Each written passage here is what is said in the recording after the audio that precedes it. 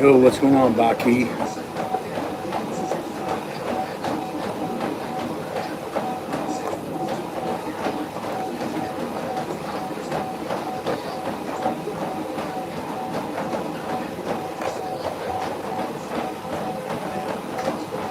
Hope you guys are having a good start to your Monday. I started my workout at 6 a.m. over here,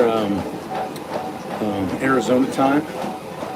Got one more little meet up with the Padres at about 7:30, and then I'm going to do a podcast at 1 o'clock with Strict Vision Athletics. Then get up super early Tuesday morning. Flight leaves at 6 a.m. I get back to Columbus about 2 o'clock and hop right back into work. So it's been an eventful weekend. Doing a lot of work, traveling a lot. Was in Toronto last week, this week in Phoenix. Kind of excited to get back home and just unwind a little bit and get back into my traditional training.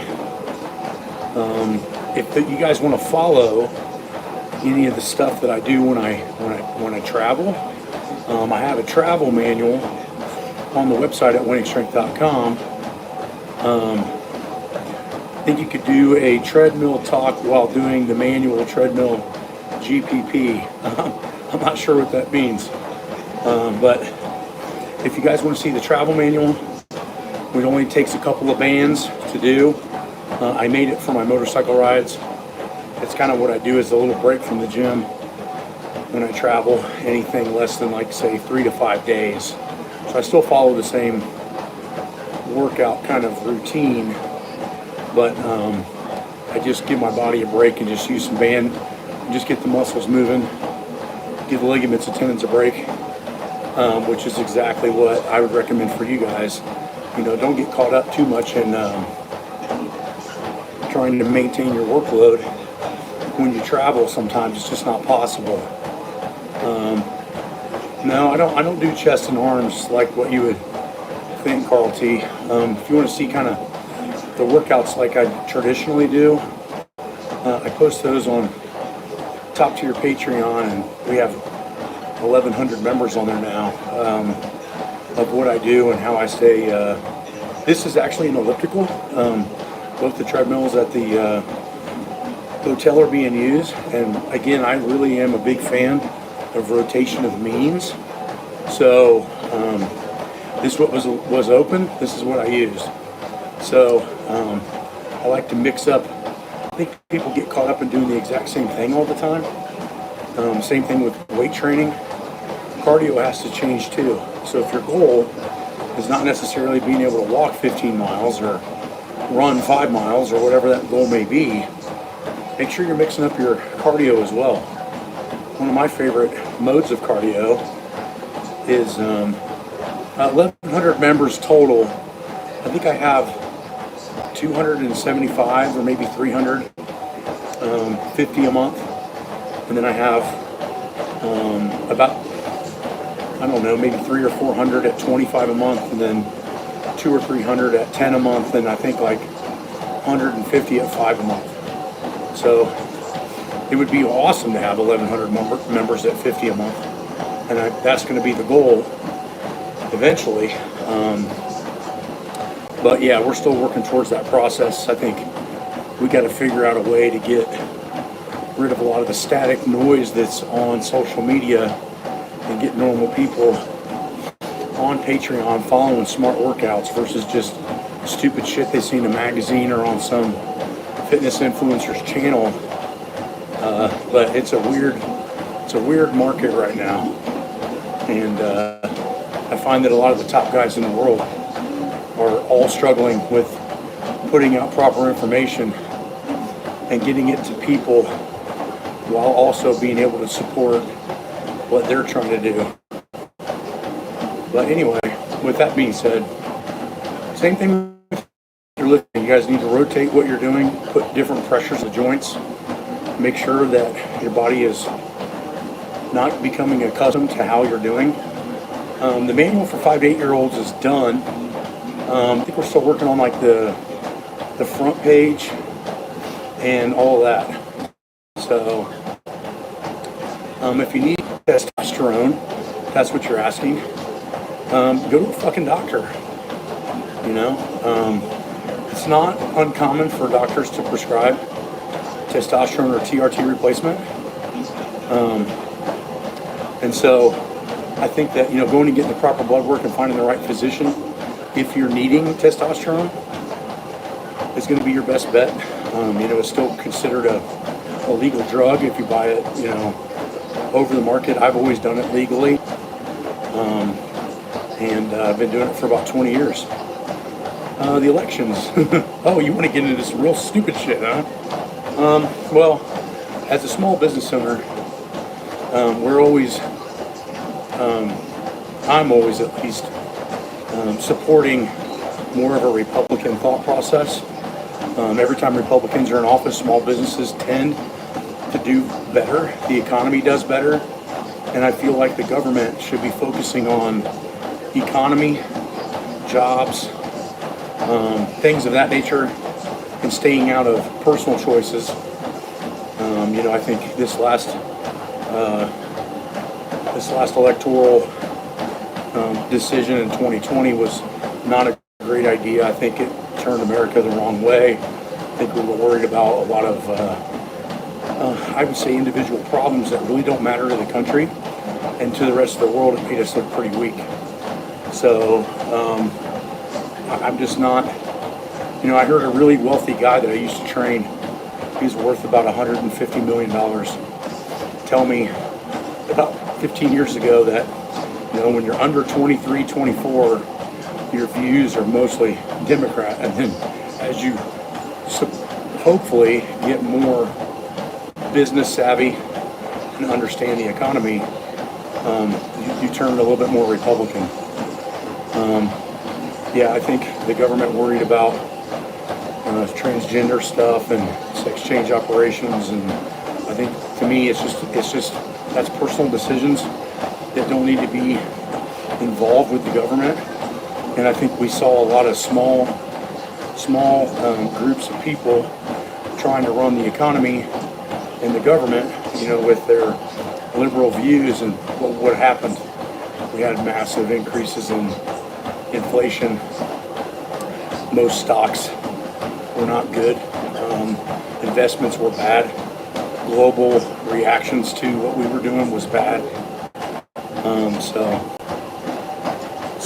So I don't know. I think it's a good thing. Although I'm not a fan of Trump, so don't get it wrong. I think we need to look. I think the problem is the average, say, liberal passive person doesn't realize that the rest of the world doesn't live that way. And I couldn't see Kamala Harris having detailed confrontational talks with Putin or Kim Jong-un or Iran or Pakistan. I just don't think they would be able to take them seriously. And I think a lot of people look down on Trump because he's kind of a hard ass. He kind of says what he feels, but he also has kind of an iron grip, at least presence. And I think that for the rest of the world to see that is important for the United States. Get a job, bro. Yeah.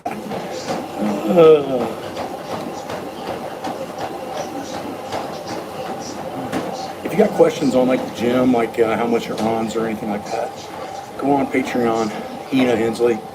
Let's talk. I don't like to put that stuff out in public. Right now I'm about 249, 248. The camera's pretty close, so face looks pretty bloated, but I'm 6'1", about 249 right now.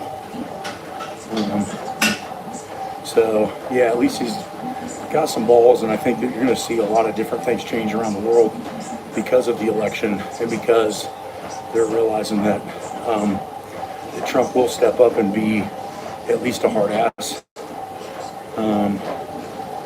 Favorite vape flavor? I don't vape. Vape is totally gay. Kidneys seem to be doing okay. They're stabilizing. Did another round of stem cells last week. And they say the second round really makes a big difference. But they're starting to lean towards some of the genetic testing that I've had to do in the past year. The genetic tests are kind of showing that some of it was genetic, not necessarily what I did personally. What are the other parts coming on the website? Get up to 260 and call Bradley Martin now. Man, I've weighed 310 before. I don't really care about how much I weigh. I benched 530 at 249 body weight at 45 years old, like a month ago. Still felt okay. I think your mindset starts to change a little bit, you know. I started going to the gym when I was 12 and a half, but I started farting around with weights when I was about 11. My uncle moved back with us at my mom's house when I was probably 11, maybe 10 and a half, 11. And he was working out in the family room. And so that kind of started the process and kick jumped, you know, wanting to go to the gym. So I've been going to the gym for 32 years, 33 years. No injuries other than just a pulled groin. And, you know, to me, I wish that held a little bit more clout in the fitness industry, that I was able to achieve the amount of physical achievements that I did make without creating any injuries and lasting so long. Anything different that I would have done to prevent the health issues? I probably would have retired from ultra heavy competitive lifting a little sooner, but I felt like to be an expert, I had to push my body as long and as hard as I could with low injuries or no injuries in order to feel like I knew what I was talking about. But I think the real straw that broke the camel's back was attempting to break Tom Platz's squat record. So in 2022, I did 520 for 24, and ever since then I didn't feel right, and that's when I started. Really digging into blood work, and unfortunately, the doctor I was going to at the time told me that a lot of my stuff was good when in actuality it was actually bad. I slept about 10 or 12 hours every day when I was competing, and a lot of that was to slow my metabolism to maintain my 300 to 310 pounds, and also just to neurologically recover. So neurological recovery was huge for me. So yeah, that was, I would say at minimum 10 and maximum 12. Yeah, I would sleep about 9 hours at night and then take anywhere from a 1 to a 2.5 hour nap in the afternoon. That's what it took for me to be as big as I got and as strong as I got. So I really feel that the secret weapon, that's really no secret at all, is that I was recovering very well. So Igor, I've kind of figured that out, and again, I know you guys have a lot of questions on here, but the workouts on Patreon are already dialed in. How much you need, which exercises are optimal. But in general, variations are going to come when you see plateaus. You're not getting any stronger, or you're starting to get kind of acutely sore and it just never goes away. You start feeling like you don't want to train, so your mental burnout gets high, and your joints start getting pissed off. Usually those are some key red flags that you probably need more variation in your training. And we've tried our best to accommodate that with different durations of training, meaning we have, the 4 times a week, 3 times a week, weight loss, and then over 50 workouts. And I feel that after training people for 20 years, that these are probably the upper limits of what is achievable with either high stress jobs or anything like that. So love the Patreon, and you're a powerlifter. Yeah, I mean, a lot of the powerlifters that I train are following the Patreon workouts, and they don't need, you don't need to be a powerlifter. I would say 85% of the people that I train are not powerlifting. You don't really see me post them going to competitions. I train a lot of people that are business owners, people that are lawyers and doctors, things of that nature. So although I might have a powerlifting skeleton or mindset, I do not train powerlifters. So yeah, it's all about intensity. Yeah, I mean, you gotta balance it though with recovery. Yeah, 42-year-old mom. So if you guys haven't yet, go check out Brandy on Brandy, put your Instagram tag on here. She's one of the most fit mothers of, and she's not built to lift. She's like 5 of them.